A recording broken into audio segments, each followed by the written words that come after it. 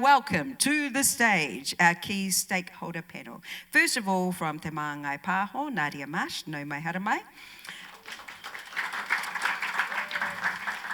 From the Māori Music Industry Collective, Sara Owen, kia ora.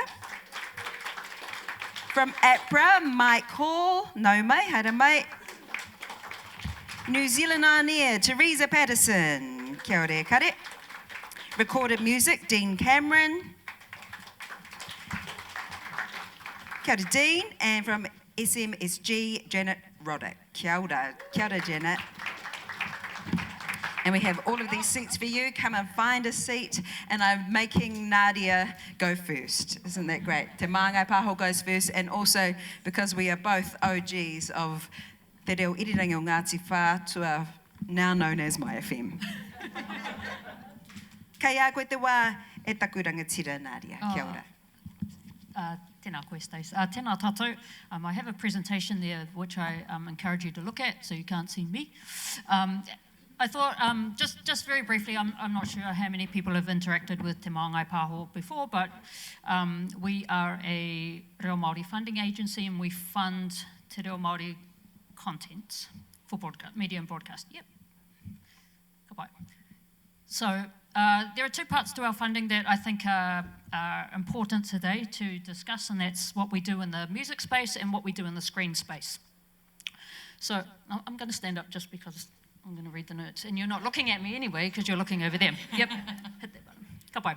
So in our music funding, we support the development of waiata, so things like the Reo Māori song hubs and Wānanga that people do, and that is to make songs collaboratively and also for those songs to then come to us as another application for full production funding.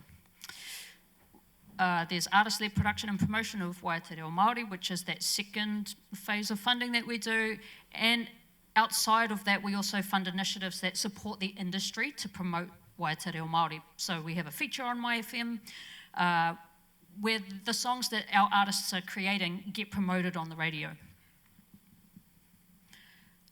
Why we support that is because our goal is reo revitalisation, and music is such a great lever for people being able to sing the language. And if you can't speak it, maybe singing, and actually it was in Marlon Williams' documentary last night, that his engagement with Te Ao Māori was through music. He doesn't kōrero Māori, but he can waiata Māori.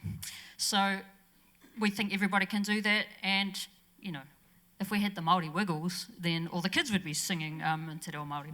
So it's about elevating the status of Te Reo Māori, and because music is engaging and repeatable if it's a great song, this sounds awful, but it's a cheap investment. Kia ora. Next one.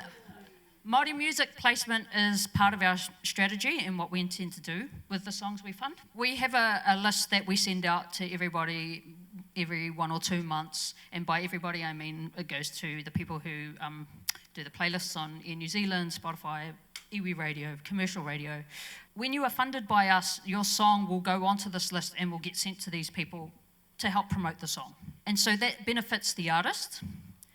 What can happen then is that when the songs are made and they're out in the world, screen producers want to use those songs in their screen productions. This is an example of something we funded.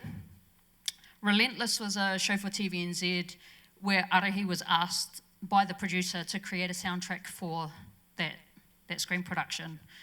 He used some of his own songs that we'd funded through the Waiata funding, but we also funded the production, some music funding, so that they could go and get bespoke music for the production. Another example is when we funded the Reo Māori version of the Shortland Street theme a couple of years ago for Te Wiki o Te Reo Māori. That's another way we will, music and screen sort of comes together. Now, how the money gets out from us to the producers, it can vary. You can either come through the music funding or you can come through the screen funding. In this case, this was an industry support project that we did because we were trying to develop the capacity of the Shortland Street team and trying to get Te Reo Māori onto screen through Shortland Street, the program. but it was also an experience for Seth. And then lastly, we have this, which I love because it is so out the gate. Swizzle Jaeger, one of his real raps ended up in Broken Wood Mysteries. It was his own song and it was synced for that show, and that show is huge internationally. So for Te Reo Māori, that is a real win for us, and I think we invested $10,000 or $12,000 in that song, and it's gone international through screen. And this is why we really want to encourage producers to be using Wai Te Reo Māori in their shows. One, creatively, it can really elevate the storytelling in your screen production, but from a music perspective, it can give that song a second set of legs, a third set of legs, so that it can go further than Spotify. This one, Ma did a lot of work on I think it was series 1. She had original music in there, she had syncs of songs that were already produced by her, and she didn't do the cover reversion, but there was a reversion of a Natasha Bedingfield song, I think. We supported that through our screen funding. So all of this is just really to say, we will help the music artists to make music, which we hope you will sync to your pictures, but we will also help the producers. If you've got a real clear picture for the music you want to help elevate your storytelling, we will put money into your project for that. The only tricky thing about it is that you have to have that clear picture for what the music's going to sound like, or why you need this particular artist to be producing the music for your production. Pretty sure that's the end of it, and then go look on our website if you're interested in our funding rounds. That's that. There should be some pretty pictures of me and my team now. If you need us, we've got Anipiki, engineer, and myself. We're all based up here from our homes, so email us. But we do have an office with NZoA, which we get to when it's not raining. And if you have any questions, ask, or if you want to know more about the funding itself, please ask. Okay, so next up, I'd like to give our mic to Sara. Owen, tēnā koe. Tēnā koe. So yes, I am Sara Owen from the Māori Music Industry Collective. Some of you may know us better as the Māori Music Industry Coalition, which was founded in 2003. Of course, that coalition word can be frowned upon and been seen as a little bit grubby these days. So we renamed ourselves in last year, in 2024, to Ka Koraki, Ka Maranga, the Māori Music Industry Collective. We were established, like I said, in 2003 to address fundamental issues, challenges and gaps, and to strengthen Māori involvement in and as beneficiaries of the music industry of New Zealand. It is with everybody's best intentions that continued fully. However, those that were involved then, and even those that are involved now, wear many hats and could not commit themselves fully to the kaupapa, and so there has been ebbs and flows. I think it's important though to note that the MMIC before my time was involved in some amazing work, including lobbying our friends at APRA to establish the Maioha Award, and then in 2015 working with APRA again to redevelop the process for judging. They also lobbied Recorded Music New Zealand in 2015 around the Best Māori Artist Award and it not being broadcast on TV. I was sitting on the other side of the table at that time, which was extremely uncomfortable in my work at Recorded Music with the awards, but that has led to some amazing change within the awards, the establishment of the Mana Reo Award in 2018 and the renaming in 2020 to the Aotearoa Music Awards. So like I said, we have a part-time employee now at the collective, which is me. I am the kairangaranga. I work from home, so again, if you need me, I am but a phone call or an email away. I'll give those details out at the end because I didn't do PowerPoint. But we have alongside me, we have two other kaitiaki, Jeff Newton and Nina Kei Tāne Tanaro, and a wonderful advisory board, of which our Pauhina Wihi Mohi sits on. And we have carved out some strategic priorities for the next 3 to 5 years. We have done a lot of work with industry bodies, advocating for Māori interests and also working with them on cultural competency within offices. But one of the pivots that we want to make in the next 3 to 5 is really support our artists. We've been supporting our industry, but we want to make sure that we're also giving the same time to our artists, helping emerging artists, helping them develop and plan their work and their careers, as well as support those that want to move into these bodies with some professional leadership development. Of course, we'll always be there to advocate on behalf. We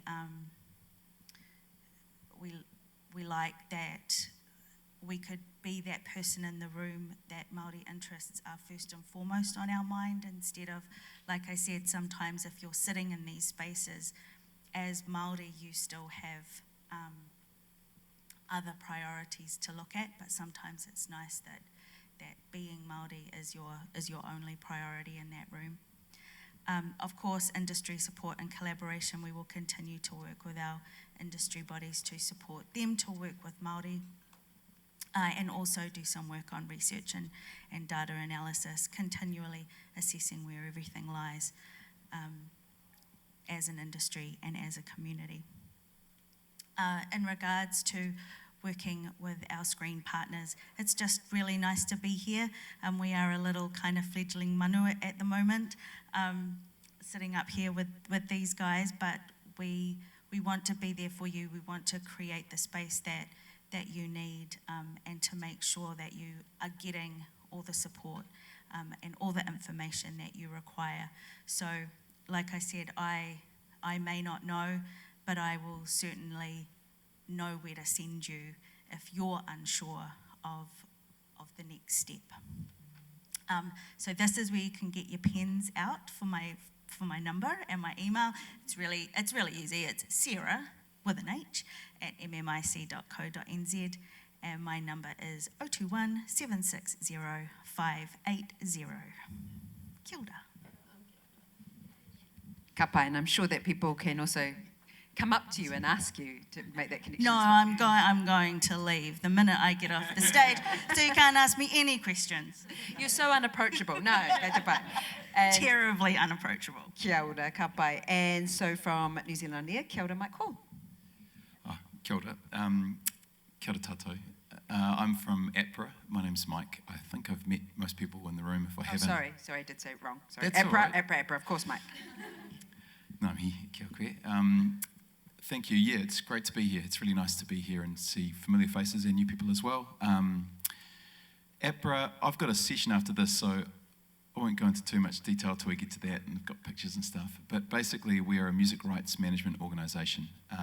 We represent the rights of songwriters, composers, and publishers. That's kind of where we sit, really generally speaking. What that means in a day-to-day world is that we have a membership team. Dame Hinewehi Mohi and myself lead the membership team, which look after New Zealand writers specifically, but we are an Australasian organisation. We have a media licensing team as well. You'll meet Emma later, and that drives the sort of licensing side of bringing money in for when music is broadcast, so we can try and pay royalties to songwriters. That's sort of our primary remit. And what drives us really is composers and music. We see it as the top of the food chain. All of the other pieces of the puzzle, sure, they come in, but ultimately we see the people that write the music as the top of the food chain. And with that in mind, we don't favour pop music over classical music or hip-hop over. It's just all this beautiful thing that we try to do our best to represent.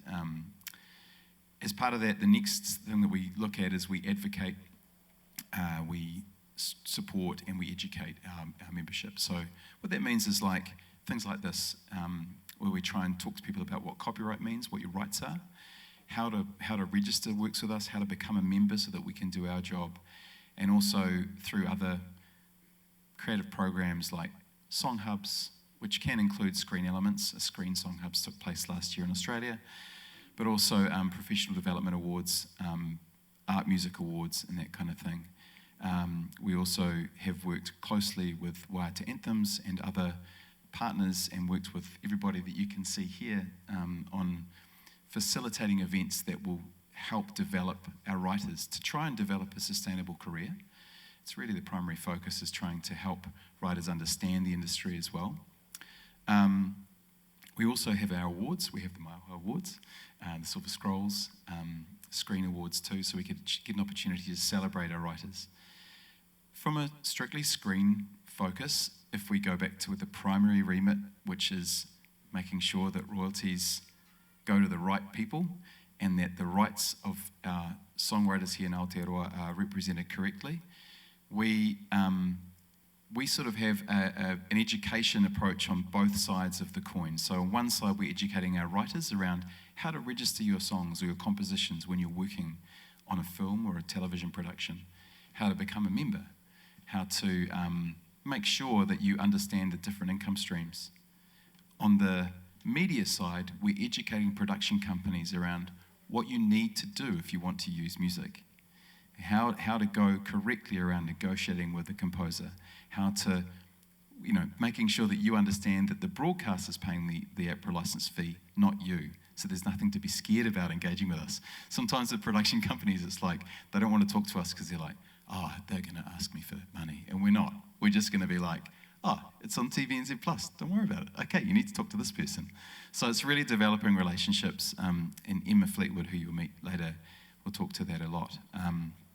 But yeah, the actual registration side of things is just a massive part of what we're looking after. It's data. When we talk a bit later about rights and responsibilities, we'll go into some of the data work we're doing, which has complexities in Waiata Māori, given this Western legal framework that we're operating in. And some of the nuances that we deal with day to day are really fascinating, very interesting, and also, as my team will attest, have a fair bit of admin. So that's pretty much where we sit. I also welcome questions and interruptions when we do present that session or any point. Sometimes the thought goes out of your head. I reckon you're better off just to spit it out and get it out there. That's a very broad summary. Thank you. Kia ora, mate. Ngā Tēnā pai. And thank you for preloading us for the session that's coming up after this, as you say, because those complexities have a lot of aspects to speak to around music licensing, as you've just mentioned, including the use of traditional Waiata Māori outside of what is the standard Western copyright perception law and law, L-O-R-E. So that's coming up after this. Engari tēnā rā wā te koe, nānei kai ia koe, Teresa Patterson. Kia ora. Kia ora koutou, malo lele, ko Teresa Patterson toka ingoa. I am the head of music at New Zealand On Air. As you're probably all aware, New Zealand On Air is a government funding agency. We're a Crown entity. At Rangi Te Mutu, we're actually called the Broadcasting Commission, and that's a really important aspect to remember, especially in the music space. Because we are we're mandated to have broadcast outcomes. We have 4 different areas of, sort of the entertainment world that we fund. There's screen, there's music, there's games, and there's platforms. So that's like Student Radio Network and Access Radio. So I've been at New Zealand On Air about 3 years, and when I first started, I was immediately thrown into a project with the head of funding off the back of a sync licensing report that my predecessor had commissioned. And as part of that sync licensing report, the industry had questioned why the music team and the funding team don't work closely together. So we engaged a music supervisor who looked at the budget and then at the scripts of 2 dramas that we had recently funded, just to see the budget that they put in for music, and then got her to forensically go through the scripts like she would normally do when she's engaged as a music supervisor at the very beginning of a project, and recommend, will come back to us with a report as to what it actually should be. And for instance, one of the budgets was for like $60,000, and she came back and recommended that it should be $250,000. So there was quite a big disparity in there. And what normally happens, I think, when people are applying for screen funding, and I'm going to look over here to Gabrielle, who's one of our screen funding advisors, is that there's not a huge amount of knowledge around music licensing, and so it's just kind of like put in a budget line in the applications. So what we do now for scripted applications only is that you're allowed to put in a decent budget for your music. And that will allow you to, engage a music supervisor, license music, engage a composer, even use production music, but it has to be 80% Aotearoa artists. And you'll get, so in the screen world, there's like 3 rounds a year, and there are guidelines that go out, and so there's always guidelines around the sort of sync licensing. Well, we call it sync licensing, but I guess it's really sort of music budget situation. And we're having a round that opens tomorrow, which scripted is part of that round. See, look, I'm looking at Gabrielle going, this is true, right? And the application guidelines are on our website. But if you do have any partai, just reach out to the funding team or even the music team, because we worked very closely together on this initiative, and it has worked really well. You just have to, in your application, give a really good reason as to why you want to be utilising music in this way. And just like with Te Pāpāho, like a lot of these programs, these go on to be sold internationally, so then it also creates like additional income for you as well. So yeah, that is the connection at NZ On Air between music and screen. Kia ora, Teresa. Kia ora, yes, let's celebrate. And really appreciate all of you making time, because I know you're busy and you have a farewell to go to. But could I just quickly verify in my own thought there, Teresa, is that sync licensing actually new funding, or did they just break it out of what you're already doing? Just break it out of what we're already doing. Okay, so that's on brand for the government, right? Okay. From Aotearoa. Yeah, that was.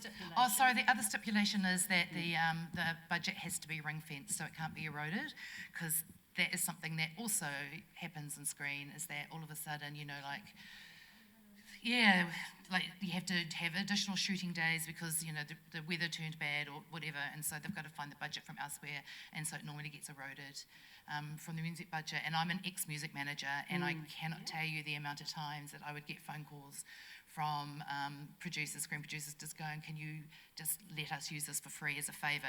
It's good promo. And it's like, that's great, but good promo doesn't pay my artist rent, So, it's ring fenced, so you absolutely cannot erode that budget. Great.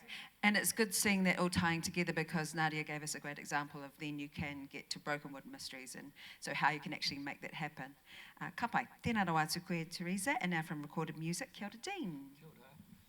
Kia ora koutou, ko Dean Cameron tōku ingoa.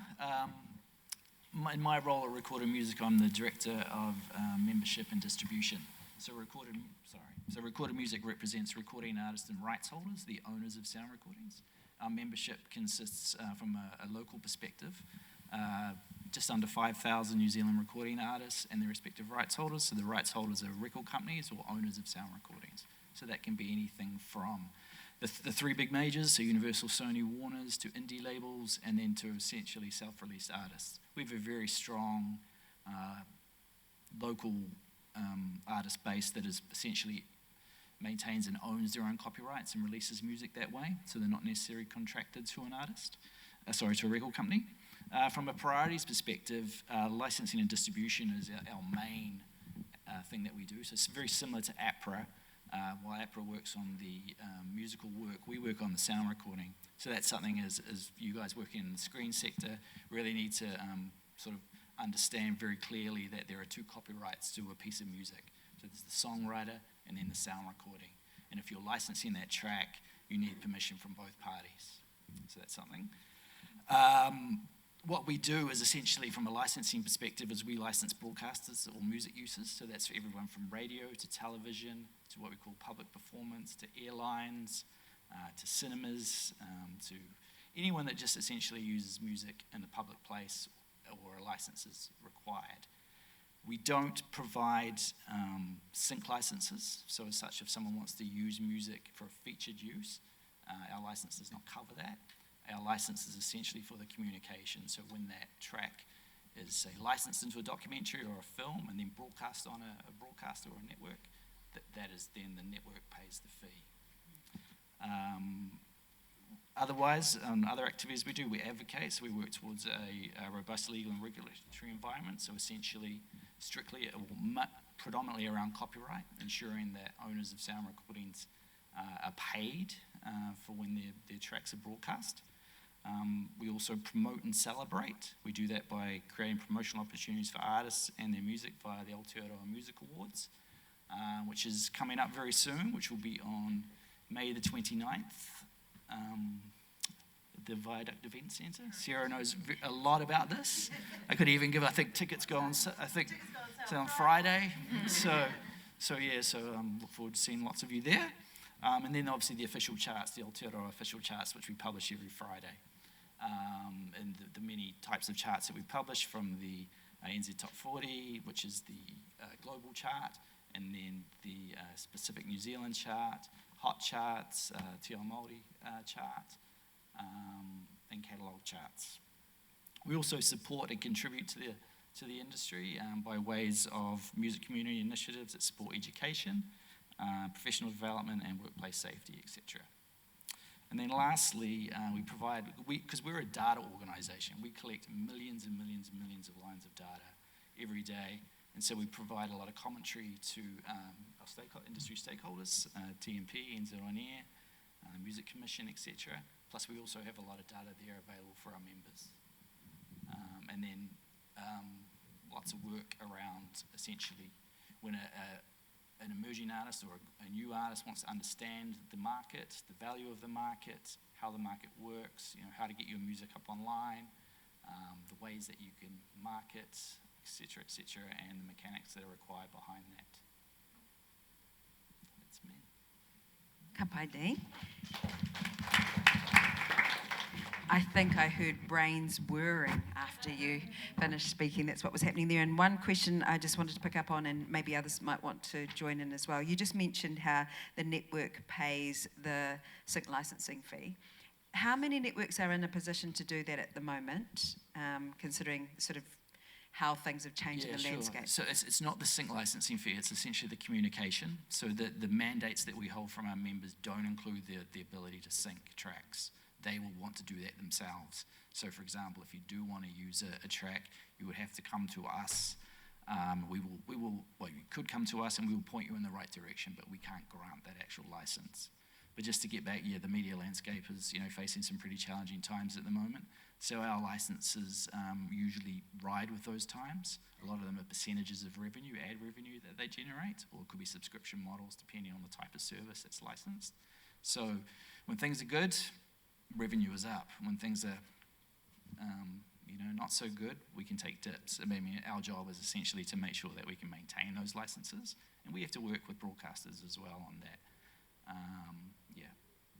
We're the same on the songwriting side. It's quite a similar kind of negotiation process, and again often tied to the revenue, especially for the bigger players. So negotiating as a percentage of their total yearly revenue, that's your license fee. So if their revenue goes down like it did in the COVID time, so does some of that revenue that then makes its way out the door as royalty payments. What's really interesting about that landscape is some of the blanket licenses that are also negotiated for some of the programming that's produced in-house, so that a TV show like 7 Sharp can easily grab any music it wants to without having to approve it song by song. We have these blanket licenses that go to our board, and the board, there are publishers on our publisher board, the AMCOS board, that will approve those in order to sort of fast track it and make sure that they do use music. Otherwise they may not, or they may go down a royalty-free route or a production music exclusive route. And then so our job at APRA, and I'm sure it's probably the same actually. Yeah, sorry, I neglected that. We're the same within specific uses, within in-house made productions. Yeah. But there tends to be like a little bit of advocacy work that happens as well where possible to try and find that person where it's like, like we had a person at 7 Sharp for a while. Do you know Nicola Russell? Mm-hmm. She was there, and we were like, and I was like, yo, it's Mike's cousin. Hey, here's my wife's cousin. I'm like, now listen. And so we're trying to get in whatever door you can to try and really get our people's music out there, even if it is a license that already exists where there's not going to be a sync fee, just anything. Yeah, I hope that covers the question. And just quickly, is that the same scenario for an international production? Say one of the artists here manages to get their song on a big Netflix show? Yeah, so I'll talk a little bit about this in a moment, but ultimately the blanket license environment is a little bit different internationally, but certainly there are license fees that every other music rights management organisation around the globe takes from their broadcasters. So with Broken Wood Mysteries, it's really big in France. So SACEM, which is France's APRA, SACEM have a license fee paid to them from the channel that broadcasts Broken Wood, and we get the money from SACEM to pay to Swizzle and to pay to Joel Haynes, who's the composer. And Gamer, the German, that's also, Broken Wood's also big in Germany. It's like, I don't know if anybody here watches it. I've watched a few episodes. It's pretty good. Germans and the French love it. Yeah, same thing for there as well. So there is, it's the same process. For that international revenue to flow through to the songwriters, we just have a little bit of a 3 to 6 month period. It's pretty exciting. You know, I'd love from this Wānanga to come, some of you go targeting a big gig like that, or, you know, both because internally. Also, just from a musician's point of view, I know that Tammy Nielsen can tour really well in France and Germany because of the fact that her songs have been in Broken Wood Mysteries, so she has a fan base. No, no, Tammy told me that. Well, we were in a gig. We were playing a gig in Bonn, right? Oh, he was just out of Cologne. Yeah, that's right. And it was about twice the size of this venue, and it was this kind of punk rock, sort of like a punk rock venue. And we walked in there, and Tammy and I looked at each other because it was jammed. And played the gig, and it was sweaty, and then finished. And then she sold out of all her, she had merch for Germany for 5 shows, and she sold all her merch in that one gig. And I went up to this dude who was like 7 foot, and, you know, loved sausage or something, you know, because German dude. And Are we talking the he was actual sausage? Okay. Sorry, yeah, no, he was was it brown? So he was a big guy. He loved his food, and I was like, oh, you're a local, and I'm like, what is it? And he goes, Das Broken Wood. And there was about, no joke, I reckon probably 60 or 70% of that audience was because of that TV show. So the impact, yeah, it's significant. It's really cool. Just, I mean, I can only talk from the Sara coin perspective, but revenue that is generated, we call it neighbouring rights income because it's the neighbouring rights of the author's right. So it has a value like globally of around $2.4 billion US, I think it is. So it's a lot of money, and if you, as you know, artists or content owners or whatever, if you can get your music used out there, it can be a huge amount, you know, of income. It's complicated, and there's a lot of, you know, work and admin that's required to get. Yeah. No, I love this. We love this, don't we? And it's going to happen, and we'll do karakia and everything to make it happen. I have a question for everyone, or for clarity.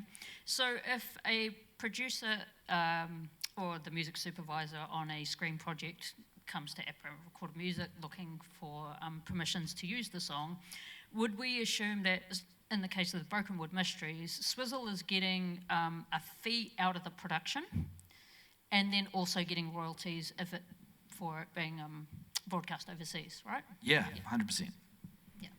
And So- to your point, Mike, so it might be multiple, say you just talked about France, so it might be one from France, one from wherever else it's screening.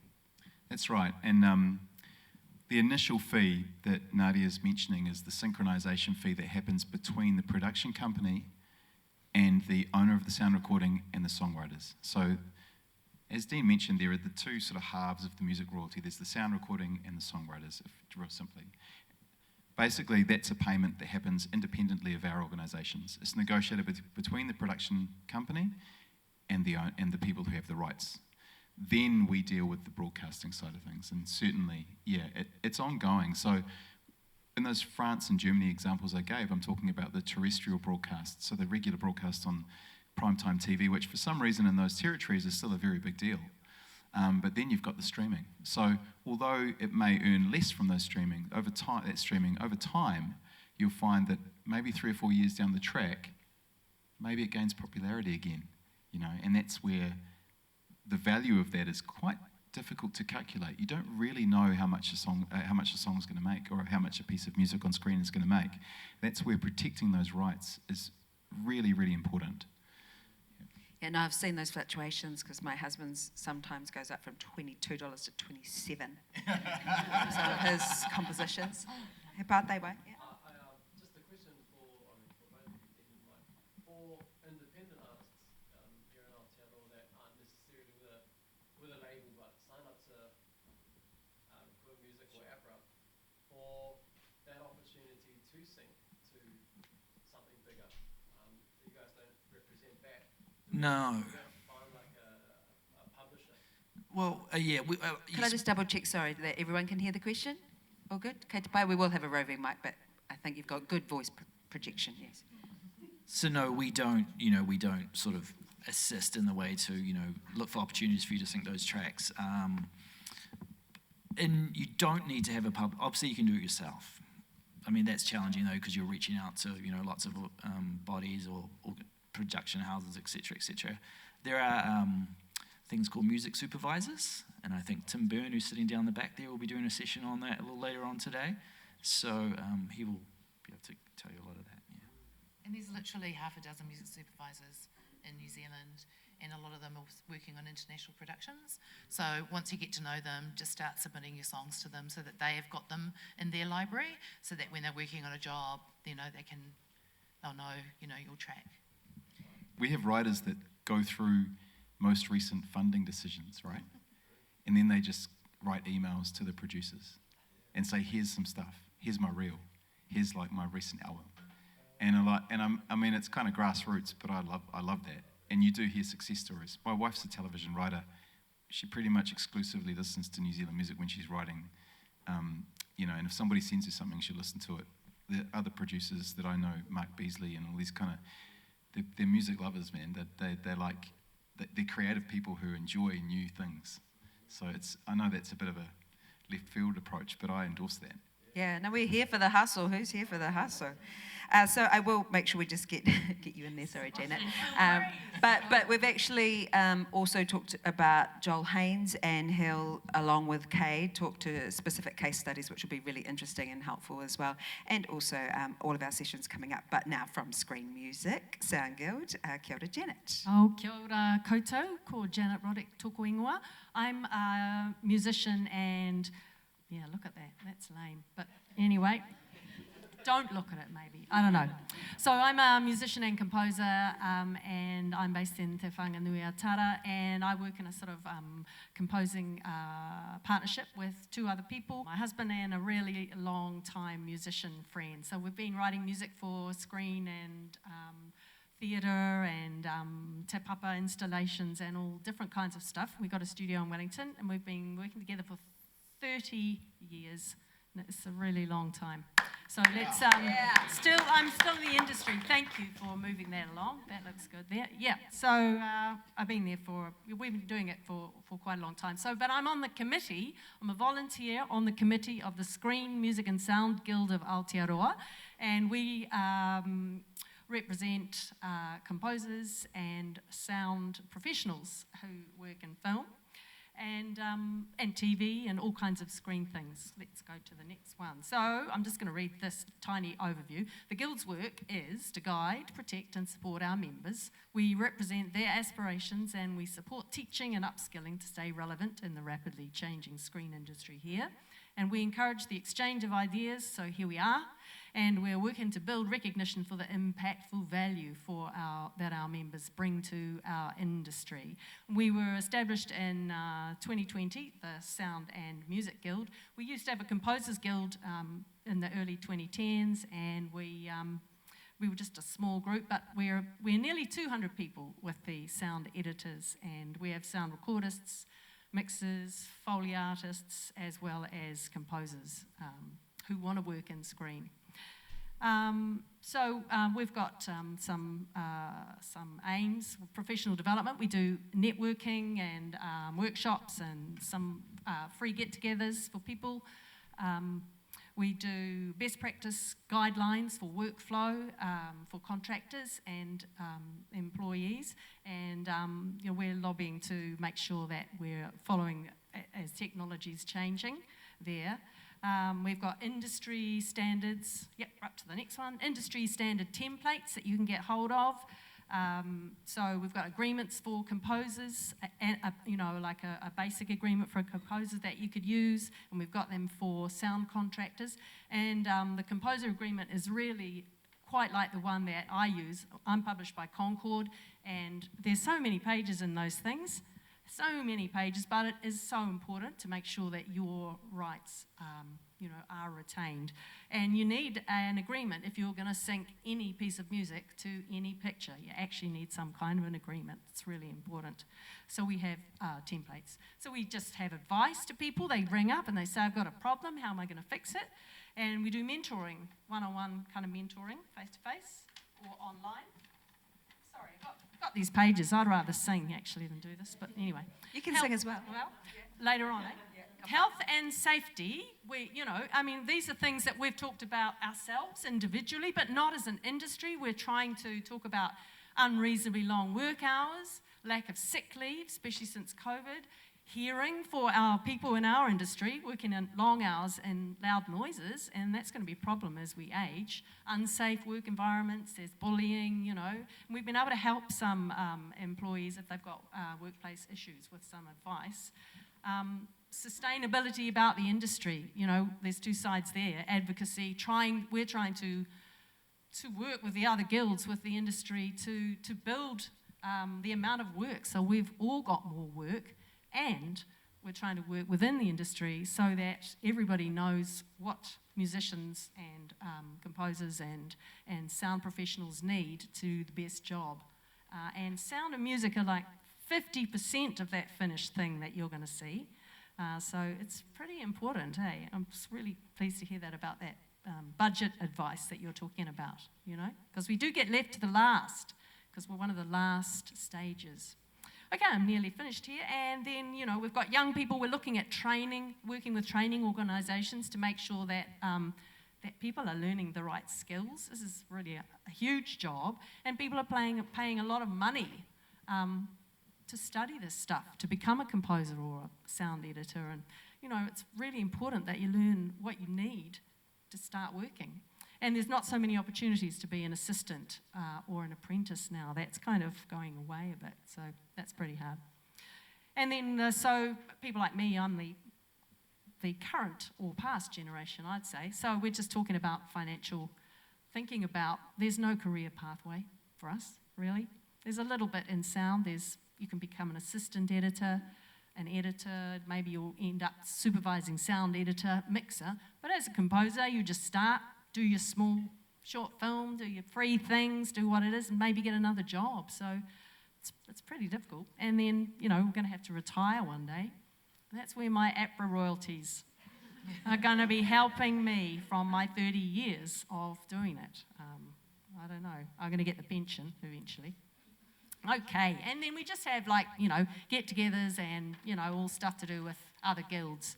So I'm nearly finished. Thank you. It's really awesome to be here. This is so many cool speakers and things coming up this afternoon. It's really cool. So we want to get increased awareness and connection for our practitioners in the industry, building relationships, collaborating, so important, so important. Wider industry awareness of what we do, the value we bring, and how we can do our best work and world-class standard. So, I suppose I'm here if anybody is working in music and screen or sound, and they want to join our guild. we do have a little bit of a charge, but we've got a few different, you can skip on to the next. Oh, there you go. But we've got free membership for rangatahi, for students, and then we've got, you can pay from $25 up to $150 plus GST a year. And so we get all that stuff that we've been talking about. There's rates cards, you can have a look at what kind of money you might earn per hour if you're at a particular level. Documentaries, feature films, work with the Australian screen composers to develop that. And we get discounts with like Isotope, you get money off, East West Sounds. Spitfire, although I see they've just been bought by Splice, so I don't know what's happening there, and all that kind of thing. So, and then that's the end. So, yeah, kia ora for having me here. Tēnā pai rawa atu, that was awesome. Thank you so much for all of those broad insights. Now we have a little bit of time for pātai, for questions. Could you tell us about mentorships? Yes. So we're like a voluntary organisation, but we have people, generally people emerging in their career. They just get in touch, tell us what they're about, and then we try to match someone who's been working in the industry for a longer period of time. And there's Graham Revel here in Auckland, and he's like a New Zealand composer who went overseas, I don't know, 30 years ago, maybe longer, I'm not sure, but he's got so much, huge amount of experience, and about things like process, talking with your director, lots of things maybe you'll hear later on today, but we really just try to match a person up, and it's quite, it's sort of informal. You know, we'll work out, I've been doing it, and I talk online with the person every second week. I hear it's what they're up to. So it's kind of casual, but I think it can be quite useful if you know anyone who wants to get in touch. I'm sure a couple of people had their ears prick up when you said rate card. It's just really helpful to know what you should be charging. Yeah, and look, you aren't always going to be able to charge that number. We know that if prices go up and down, you've got to but sometimes it just gives you that guide as to where can I start that negotiation from, because how are you supposed to know? Really. Yeah. Who else has a question? A question regarding the two different royalties that we have and the licensing connected to each of those royalties. On the APRA side, we are, the easiest way to think about it is it's for the songwriter. So we license TVNZ or license MyFM or license Apple Music to pay for the songwriting, so the intellectual property owned by the songwriter. And Dean, Recorded Music, does the other side, so the owner of the sound recording. And sometimes when I explain this to emerging writers, the reference we give is if I go and record Yesterday by the Beatles tomorrow, and I release that onto Spotify the following day, because I've got really quick turnaround and good contacts at DRM, Precise Digital, then it'll be that APRA will not pay me because I didn't write the song. APRA will pay John Lennon's estate and Paul McCartney, but I recorded it and own the sound recording. Recorded Music will pay me for the license for the owner as the owner of the sound recording. Does that answer your question? Anything you'd like to add, sir? Yeah, there's just some complexities around screen, especially with covering other people's work or doing a recording, because you've got to be really conscious of not passing yourself off as the original artist.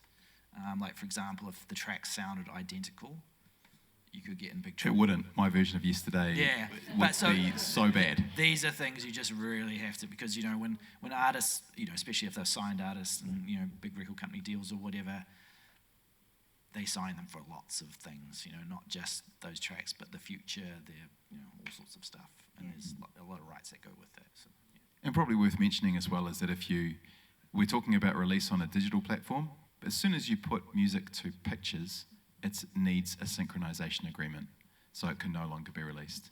But the same division exists across every single music royalty payment. Can I just ask if any of you have like a watchdog kind of role to police all of that? Not primarily, no. But, we do content protection in other ways. So from a piracy perspective, And obviously in the streaming world, there's a lot of fake streams, and there's, bots and various things. So we do watch that.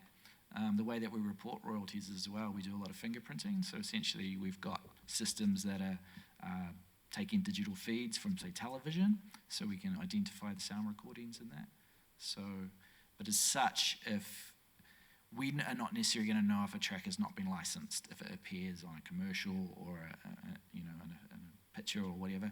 So essentially, you or the owners of those are really going to be the ones that. And if there is to be an issue, we can't get involved generally.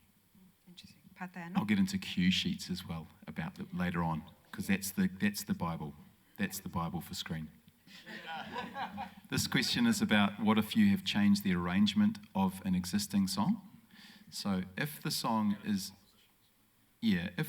not in copyright, if we just talk from a strictly legal kind of, I guess, perspective, if the work is not in copyright, so perhaps was for example, a classical piece written 150 years ago, you can register a new arrangement if you have changed the music. That is a subjective test, so that's where the complexity lies. So if what does that mean? But we do have a number of older, out of copyright works where we have an arrangement registered. The difference in the royalty side of things is that it is a different payment weighting. It's 50% of what you would otherwise receive if it was a 100% original work. Also, there have been instances in the past where, I don't know who it would be, but someone has decided to re-record a song and change every fourth note or something. So it sounds similar to a hit, but it's not the exact hit to try and get away with having to pay the publishing rights or the recording rights, and have been, that's a dangerous game to play. It is.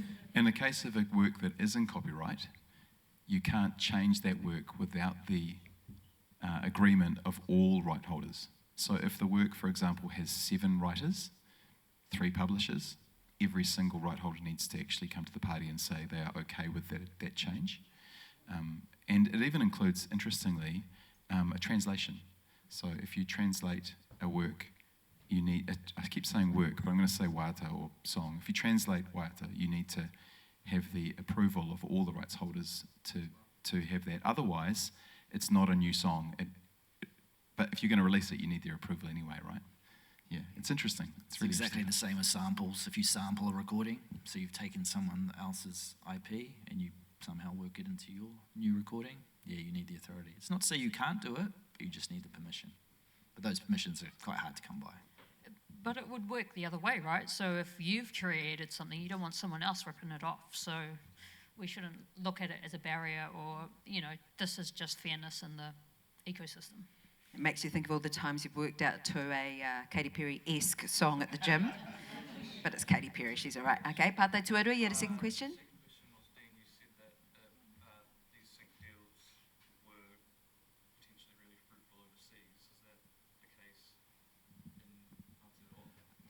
Yeah, I mean, a sync full stop can be. I mean, obviously it's negotiable. So if a production house is coming to you wanting to use your work recording, I mean, you negotiate it, and you if you're the owner, you hold the power. So, but one thing I would always say to people is really dig deep into it as well, and don't just think about the money, because it could be what your music is going to be attached to.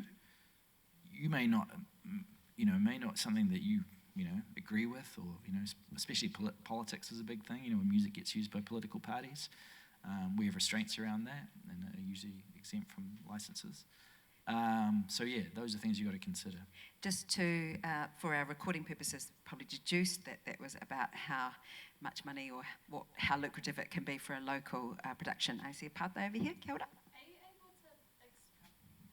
Okay, so the Pātai is what are the consequences if a piece of music is used that is a rip-off, basically, of somebody else's work. Yeah. So essentially what would happen is the rights holders of the original music, so say they've got a publisher or even there might be local writers call us. They call us and say, my song's been used on this production without my consent. We then put the work on hold, or in dispute is what we say, so we freeze the work so that no royalties can be paid to anybody until it is resolved. So the money will still come in on the license fee from the broadcaster. So let's say it's showing on, for simplicity, on TVNZ. We'll still allocate money from TVNZ to that particular piece of music, but it won't be paid to anybody until resolution. And then we encourage the original writers to talk to the other parties involved and negotiate, and if they can't resolve that, then we step in and provide mediation services through a third party that we engage with. Does that answer your question, Tanisha?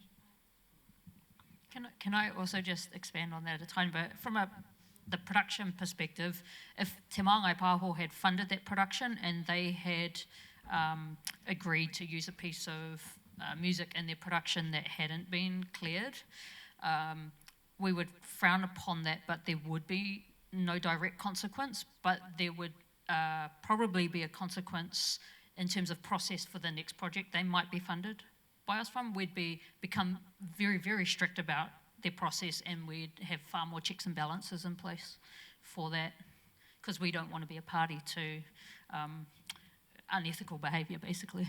And normally, I'm sure that Janet could probably speak to this as well, but normally with a commissioning contract for a composer, when they're going to write for a film, or for a synchronisation contract, there is a warranty from the composer or from the owner of the sound recording that they're not in breach of copyright by presenting that piece of music. I saw on my 20-page thing, it says that my work is original. It does say that. I've signed that a waiver. I sort of say the producers are off the hook if anybody comes after me. And I think that thing you mentioned, I think passing off as something else, that's the other thing. If someone likes a particular song and they want you to do something a bit like it, is there the test around, were you trying to be like them? Can someone argue that you are? And that's what you want to look out for, that you were trying to be like that particular artist. And this is a whole headache when it comes to te matatini, for instance. And using the rangi, using the tune. Pātaiano, I think I'm just going to keep an eye on our time, but we still have a little bit, maybe a couple more pātai. We don't have a specific strategy for that, but I could see that it would probably tick a few of our boxes in the industry support funding investments we make. If you're developing, excuse me if I've misunderstood this, but if the development is in the music because you want to put it to your screen project or your short film, we could take a view that that development of the composer, like giving you some money to work with a mentor, for instance, to develop the music part, we'd probably be able to support that. Remembering, though, that all of our funding must have some sort of contribution to te reo Māori. So we'd expect that piece of music would have some reo in it. Ka pai. So that was a pātai around maybe pitch music or something that might not generate initially a broadcast opportunity. Pātai whakamutunga, last question over here. A lot of our shows now don't... You still have to license the track if you're using it and put it on any platform. That was a question, just to clarify, around broadcasting, but not necessarily on a traditional broadcaster, but straight to digital. Nadia? Oh yeah, just sort of expanding on that, the idea of whitelisting, or because we have funded projects that have gone to YouTube, and these are screen projects, and then the music, there's issues with the. Yeah, because you've got to be, there's a lot of content protection from record companies and things, and copyright strikes and things, especially with the YouTube world. So, you've got to be very conscious of that. And TikTok as well. Yeah, what is the income stream? Is that just direct through TikTok? They just maybe pay you eventually? Well, no, you can license music for things that you put on TikTok. You can have up to an hour of screen content on TikTok, but you can only have up to a minute, I think it is, of music. And they do have a TikTok library that you can license music from, but it's quite a small library. So it's a bit of a difficult route, TikTok, to put on a bigger screen kind of project and have a lot of music in it. Goodbye. Okay, so I did say that was last question. It's always this time that you start thinking of more questions, but luckily we have time together later, so you can ask directly. But I just wanted to quickly ask you there, Sara. I thought when you were speaking, when people have managers, but you were talking a lot about advocacy, should an artist just meet with you and make sure that you are aware of them and it is independent of their manager, or how does that kind of whanaungatanga work? Just sitting on my mic lead. Both, really, I think. In regards to that, space, we can work with managers, we can work with artists, and managers if there are questions. There is also the Music Managers Forum Aotearoa that is there as a support network for managers. But as we know in the music space, there is a shortage of managers. We have lots and lots of self-managed artists, but there is a shortage of managers, and flowing on from that, an even bigger shortage of Māori managers or managers that work with Māori artists. So yeah, the collective can definitely support you in that space. Tino pairawa atu. Tēnā tātou e whakamanoa atu nei kia koutou ngā pū kōrero. Please put your hands together for Nadia, Sara, Mike, Teresa, Dean and Janet.